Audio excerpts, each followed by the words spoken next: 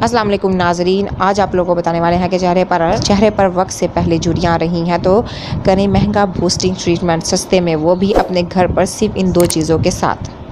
खूबसूरत और जवान रखना हर औरत का ख्वाब होता है, इसीलिए वो हर मुमकिन कोशिश करती है ताकि जितना हो सके वो अपनी उम्र को छुपाकर अच्छी दिख सके। लेकिन आजकल इतनी महंगाई हो गया है कि ख़वातीन के लिए अपने ऊपर पैसा लगाना मुश्किल हो गया है, क्योंकि हर कोई तो बूस्टिंग ट्रीटमेंट के अखराजात नहीं उठा सकता। इसीलिए हम लाए हैं डॉक्टर बल्कीस का बताया हुआ घरेलू बूस्टिंग ट्रीटमेंट करने का तरीका, जिससे आपके चेहरे की झुर्रियाँ काफ़ी हद तक कम हो जाएगी और साथ ही आपकी स्किन जवान नज़र आने लगेगी। घरेलू बूस्टिंग का तरीका। घर में बूस्टिंग जैसा रिजल्ट लाने के लिए आपको दो चीज़ों की ज़रूरत होती है, एक अदद अंडा और एलोवेरा जेल। आपको करना यह है कि एक अंडे की सफ़ेदी में एक चम्मच एलोवेरा जेल मिलाकर उसे अच्छे से फेंट लेना है, इतना कि उसमें झाग बन जाए, जैसा कि आप केक बनाने के लिए फेंटते हैं।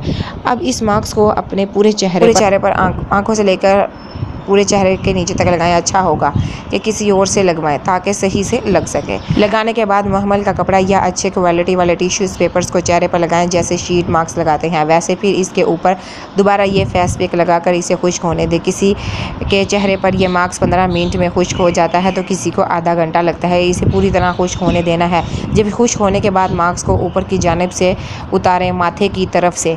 इससे आपकी पलकें नहीं टूटेंगी। मास्क हटाने के बाद चेहरे को गीले कपड़े से साफ़ कर लें, ये सादे पानी से धो लें।